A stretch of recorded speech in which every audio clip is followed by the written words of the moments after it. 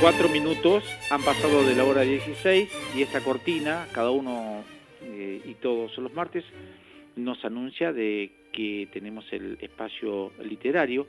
Aprovechamos en este momento, saludamos a toda nuestra querida audiencia de Calafate, a nuestra hermana Radio Nacional Lago Argentino, a los colegas de Radio Nacional Calafate, porque los martes desde este horario y hasta las 18 toman nuestra transmisión. Y bueno, por supuesto, saludamos a quien tiene esta columna todos los martes en este horario. Estoy hablando de Denis Montaño. Buenas tardes, Denis, ¿cómo está? Buenas tardes, ¿cómo le va? Muy bien, aquí estamos, con un poco de viento, un poco nublado, un poco desapacible, un poquito bajó la temperatura, pero bueno, así es la Patagonia, así que dispuestos a transitar el mundo de las letras y bueno, usted dirá, ¿dónde iremos hoy? Bueno, hoy no nos vamos a ir tan lejos porque vamos a hablar de una poeta argentina. Bien. Que a mi juicio es, primero que nada la traigo porque a mí me gusta y además porque es un clásico como casi todos los martes tenemos y porque es muy importante para cualquiera que se quiera acercar a la poesía, que es, bueno, Alejandra Pizarnik. Alejandra Pizarnik, poesía de Alejandra Pizarnik. Qué historia corta que tuvo, ¿no? Sí. Pero muy jovencita, a los 36 años se fue. Sí. Pero bueno, Alejandra Pizarnik, dicen que es una figura de culto de las letras hispanas y algunos dicen, y una autora que se internó por infiernos raramente visitados por la literatura española. ¿Qué tal? De eso vamos a hablar hoy un poco porque de ese infierno, digamos, de ese, o por decirlo de alguna forma más neutral, de ese malestar que ella experimenta desde muy chica, ahora vamos a ver por qué, es que ella construye el material para su poesía, y eso es lo interesante. Bueno. Usted sabe que nosotros siempre, bueno, y la gente que nos escucha a veces, que siempre tratamos de dar alguna idea sobre las biografías de los autores, entendiendo que la biografía es algo determinante para cualquiera que se ponga a hacer cualquier trabajo. Claro. Uno termina haciendo quién es uno, o siendo, o haciendo, que es casi lo mismo, en base a las circunstancias que le tocan pasar en la vida, ¿no? Exactamente. Y hace con eso lo que puede. Algunas veces mejor, otras peor. En el caso de ella, bueno, fue una chica bastante infeliz, parece, pero a la vez también tenía tanto talento, o no sé qué combinación sutil de cosas hacen que una persona marque la voz literaria de una lengua o de una escritura, en este caso de la literatura argentina, que marque la literatura argentina de una manera en la que se puede escribir no se puede escribir sin leerla, no se puede desconocer lo que hizo, y es como una cosa así como Borges, digamos, nadie puede obviarlo. Claro, copiarlo o dejarlo de conocer. Y copiarlo imposible. No, pero a la vez pero a la vez estamos todas las personas que por ahí intentamos alguna vez escribir algún poema influenciando o tratando de robarle a Alejandra, porque porque marcó una forma de escribir que es bastante definitiva para mí. Por supuesto que después se va actualizando todo, pero digamos, marcó un hito, podríamos decir. Claro que sí. Claro en la literatura argentina, definitivo, y tal vez no pensaba en hacerlo, pero porque la escritura surgía en su caso de, si bien tenía una necesidad de trascender como cualquiera que publica, principalmente nace de una desesperación, y eso es lo que me interesaba hoy contar un poco.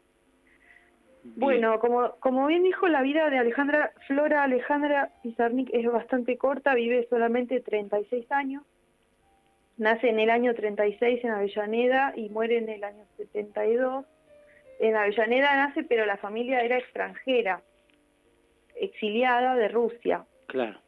Como pasó con muchas personas inmigrantes, no solamente de rusos, sino de todo el mundo, cuando llegaban acá a la Argentina, los apellidos eran anotados mal o con alguna letra cambiada.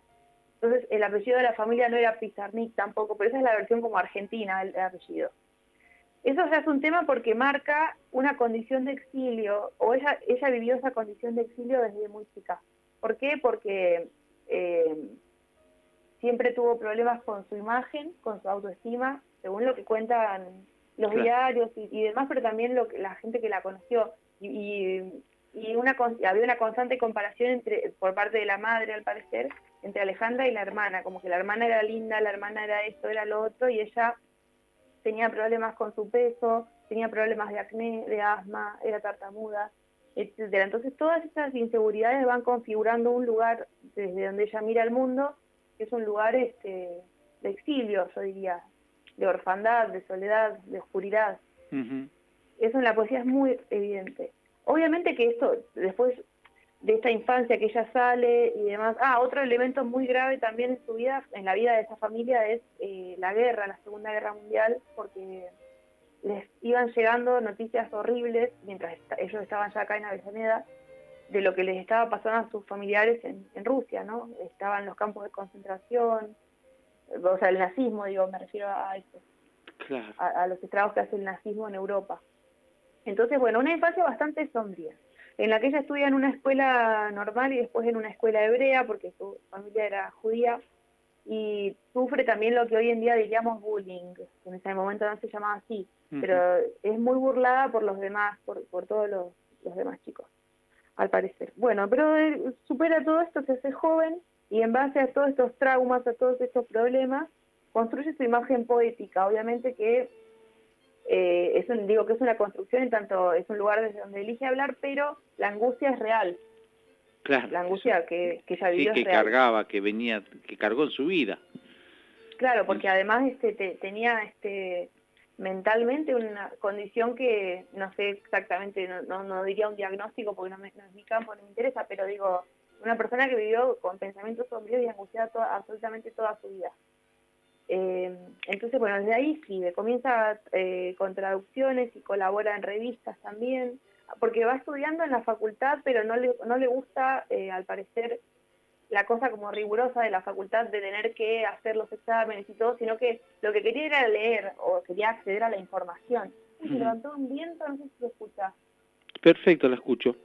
Porque yo tengo la ventana abierta y se levantó un viento tremendo. Bueno, después, bueno, entonces deja la facultad y comienza a estudiar con un pintor que la prepara y también comienza a hacer psicoanálisis. Y eso es re importante para su obra porque, hablando un poco de las influencias, porque el psicoanálisis, o bueno, hacer una terapia psicológica tiene que ver con la búsqueda de lo inconsciente, de lo oculto, vio todo eso. Claro. Y entonces ella de esa forma aprende como a poner todo ese dolor en imágenes o a trabajarlo desde otro lugar, a analizar su propio malestar. Su psicoanalista es una figura re importante al que incluso le dedica un poema que vamos a ver si tenemos tiempo hoy, más tarde. Bien. Bueno, después, para seguir contando así un poquito, en el año 60 ella se va a París, que bueno, la década del 60 en París, como sabemos, es muy importante para la cultura occidental. O sea, en el 68 está esto del mayo francés, por decir algo, ¿no? Claro, 68, sí. Pero en esa época de los 60, que estaba también el boom latinoamericano de la literatura y demás, todos los escritores más o menos conocidos o qué sé yo estuvieron en París. Julio Cortázar vivía en París, por decir algo, él era re amigo de esta tipa. Sí. Bueno, y así un montón. Todos los que podían se iban a estudiar allá, por supuesto supongo que todos hablarían en francés y demás. Ella no es que tampoco se da la gran vida, según dicen, parece que vivía arriba de de un restaurante de comida china, o sea que había como olor a frito en el departamento. Vivía en un lugar así como podía, ¿no? Claro. Trabaja para revistas, trabaja haciendo traducciones, bueno, muy muy capaz también en ese sentido, pero su principal trabajo siempre fue la poesía. Y en esa década del 60, además es muy autoexigente, hay una anécdota que dice que alguien la vio quemar, literalmente, los primeros ejemplares de los primeros libros que publica, porque lo primero es en los 50 y como siempre pasa esto, o en general que los poetas se avergüenzan de lo primero que han hecho, porque después va como obviamente consolidándose una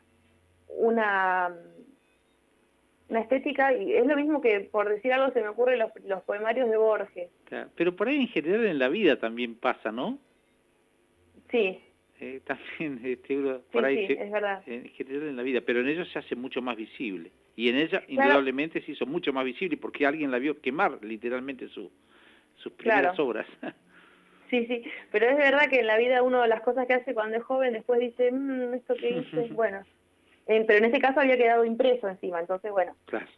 El trabajo más serio de Alejandra, lo más copado que hace es la poesía que escribe en los 60. Algunos títulos: Árbol de Diana, Los trabajos y las noches, La extracción de la piedra de la locura y La condesa sangrienta. Bueno, ese ya es del 70.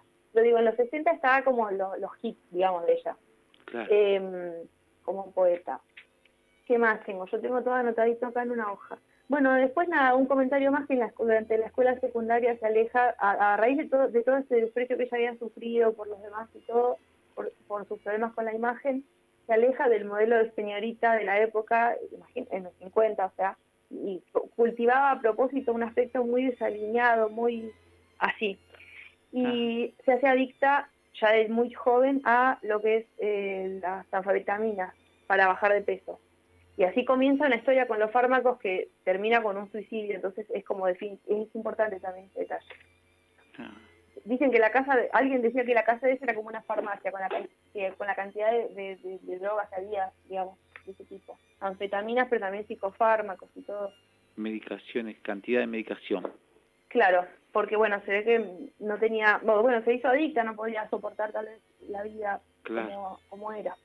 Bueno, regresa a Buenos Aires después de ese viaje en los 60, en el 67 muere el padre, y eso la destruye ella porque eran muy unidos. En el 68 obtiene la beca Guggenheim, o sea, no cualquiera. Ah, bien.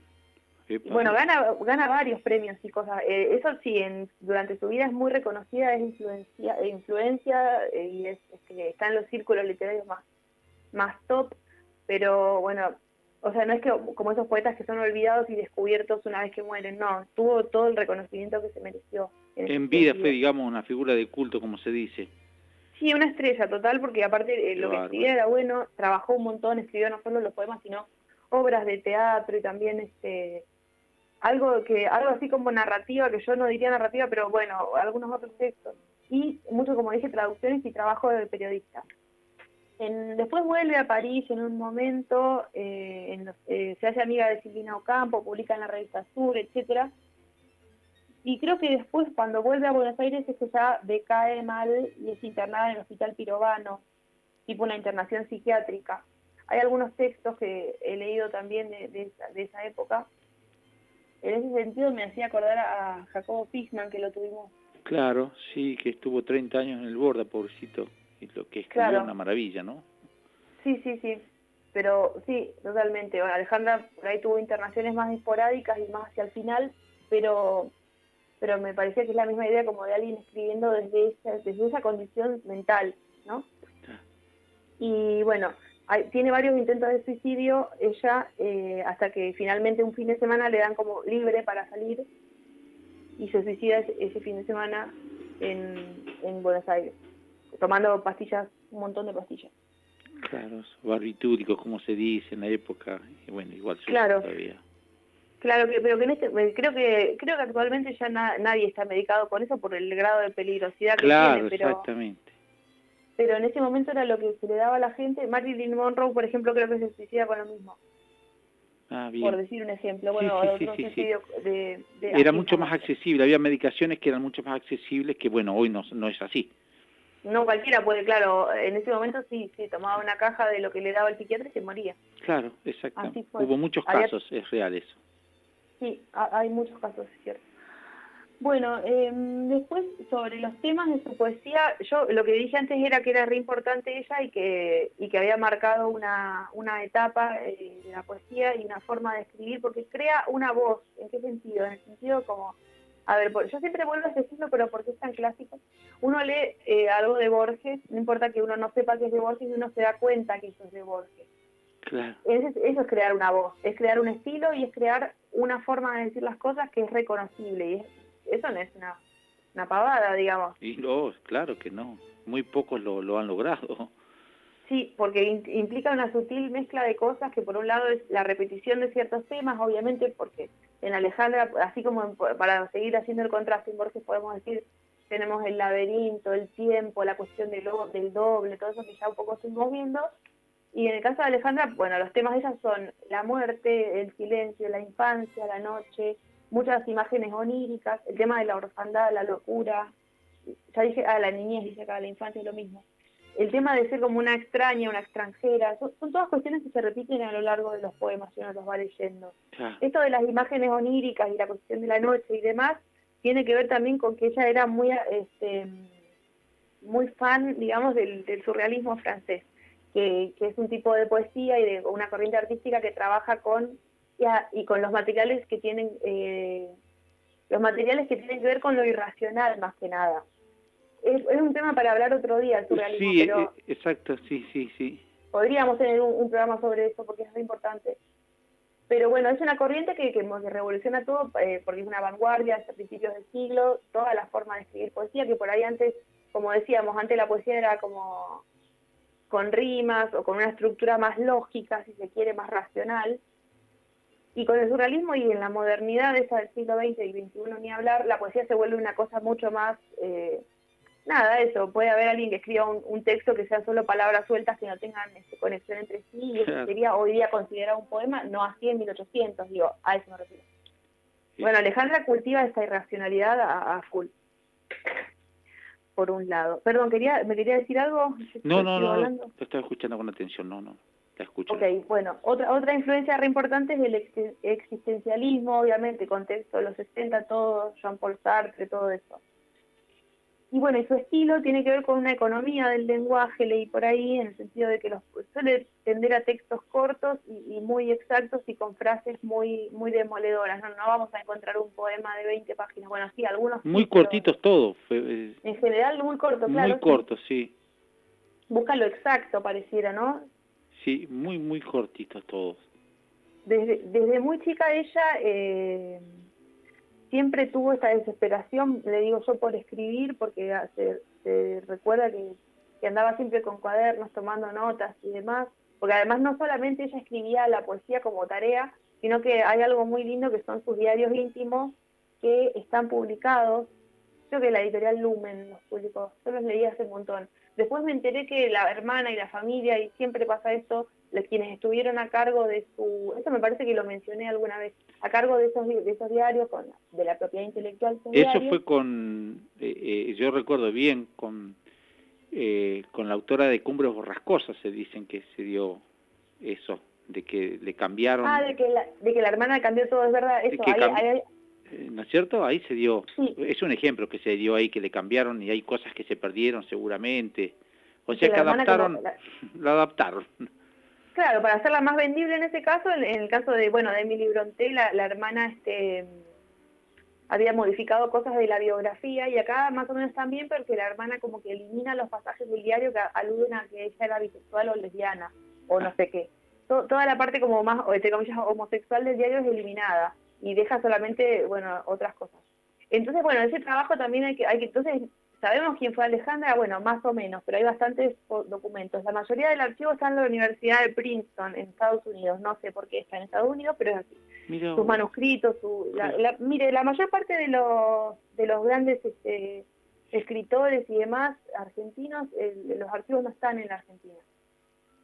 Es una cuestión que no sé por qué, me debería investigar. Bueno, claro. Dicho esto, dije que era muy amiga de Cortázar, ella, que hay cartas y todo, hay una carta muy conocida donde la insta como a aferrarse a cualquier cosa que pueda en la vida, como a no morirse.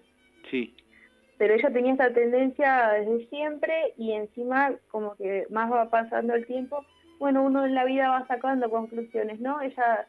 En una entrada del diario dice: en el fondo odio la poesía porque algo así como me condena a la abstracción y no me permite anclarme en nada real. Y después también dice algo como que, ya más de grande, que no es posible, o no cree en la posibilidad de que el lenguaje pueda comunicarse. Se vuelve mucho más aislada cada vez, entonces ya la poesía para ella no servía para nada, y supongo que entonces no habría tampoco grandes motivos para vivir. Si quedó destruida después de la muerte, como dije, de su padre. Y además, nunca había sido muy feliz tampoco. Siempre había tenido pensamientos muy sombríos. Supongo yo, en base a lo que no estoy diciendo que fue así, estoy diciendo lo que dicen las biografías, ¿no? Claro. Y lo que se nota cuando uno estudia la poesía. Entonces, esa es más o menos la vida de Alejandra Pizarnik. Y indistinguible, para mí es inseparable la vida de la poesía en este caso. Si a usted le parece, voy a compartir un poema que me parece que la pinta, digamos, el cuerpo entero. ¿Cómo no? Sí. Es hermoso leerla porque aparte son, si uno se copa, como se dice, puede leer sin parar porque son cortos sus poemas. La gran mayoría son muy cortos, salvo algunas excepciones, pero la mayoría son cortos y muy interesantes. Creo que El despertar es uno de los más largos, creo, pero después son todos muy cortitos. justamente ese era el que iba a leer yo. No me digas, justo, bueno, sí, El despertar. Listo. La escucho, El despertar dedicado a León Ostro, que era este psicoanalista. Dice, Señor, la jaula se ha vuelto pájaro y se ha volado, y mi corazón está loco porque aúlla a la muerte y sonríe detrás del viento a mis delirios. ¿Qué haré con el miedo? ¿Qué haré con el miedo? Ya no baila la luz en mi sonrisa ni las estaciones queman palomas en mis ideas. Mis manos se han desnudado y se han ido donde la muerte enseña a vivir a los muertos. Señor, el aire me castiga el ser. Detrás del aire hay monstruos que beben de mi sangre. Es el desastre, es la hora del vacío no vacío. Es el instante de ponerse rojo a los labios, oír a los condenados gritar, contemplar a cada uno de mis nombres ahorcados en la nada. Señor, tengo 20 años, también mis ojos tienen 20 años y sin embargo no dicen nada. Señor, he consumado mi vida en un instante, la última inocencia estalló, ahora es nunca o jamás o simplemente fue. ¿Cómo no me suicido frente a un espejo y desaparezco para reaparecer en el mar, donde un gran barco me esperaría con las luces encendidas? ¿Cómo no me extraigo las venas y hago con ellas una escala para huir al otro lado de la noche? El principio ha dado luz del final, todo continuará igual. Las sonrisas gastadas, el interés interesado, las preguntas de piedra en piedra, las gesticulaciones que remedan amor.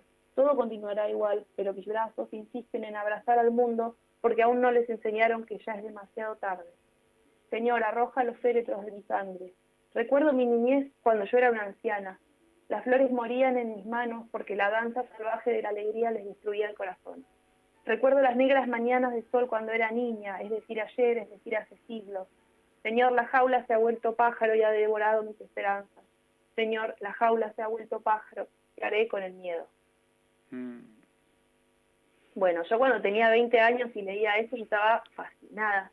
O sea, porque realmente es muy, ofrece imágenes muy tristes, pero también a nivel poético hay una maestría acá que no, claro, no cualquiera que está triste va a escribir esto. No, obviamente. Por supuesto. Pero ver a lo que me refiero de los temas que yo dije que aparecen, la muerte, la infancia, la noche, todo está acá. Las imágenes oníricas, esto del cuerpo también como... Esto es otra cosa interesante. El cuerpo aparece como desmembrado, por un lado las manos, las sonrisas, todo por separado, como si ella no sé si se sintiera desfragmentada. Es un análisis que se me ocurre ahora que lo vuelvo a leer. Pero digo, y por otro lado, en ninguno de sus poemas aparecen contactos casi con otras personas. No hay, por ejemplo, por decir algo cursi y así ordinario nomás, poemas de amor, por decirlo de alguna manera, ¿no? Claro. Todas son estas imágenes como de yo recuerdo cuando moría, yo recuerdo todo así. Y alusiones a la infancia, a lo perdido, a ser alguien que no pertenece, a alguien que no está del todo ahí.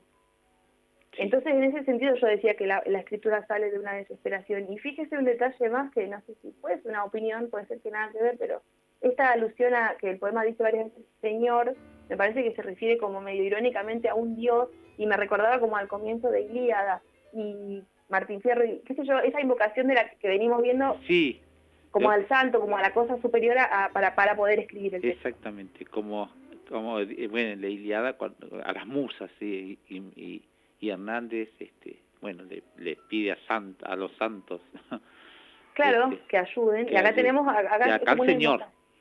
Claro, ese es su interlocutor, así que bueno, re profundo. Yo, de nada, recomiendo a cualquiera que nos esté escuchando que la lean un montón porque es muy bueno todo lo que ha dejado. Tanto los diarios como las cartas, como los poemas, realmente es muy sólido y...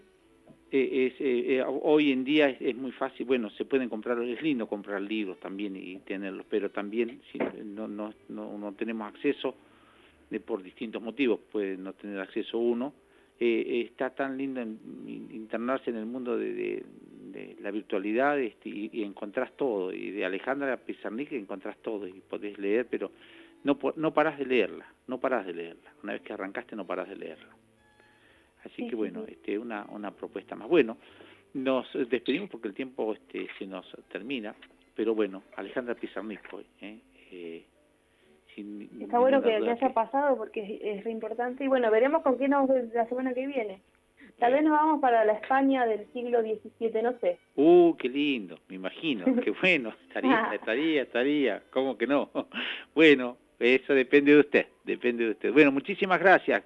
Buena semana. Muchas gracias. Igualmente, y bueno, saludos para toda la audiencia. Muy bien. Hasta el martes. Chau, hasta el martes. Chau, chau. Señoras, señores, así el Rincón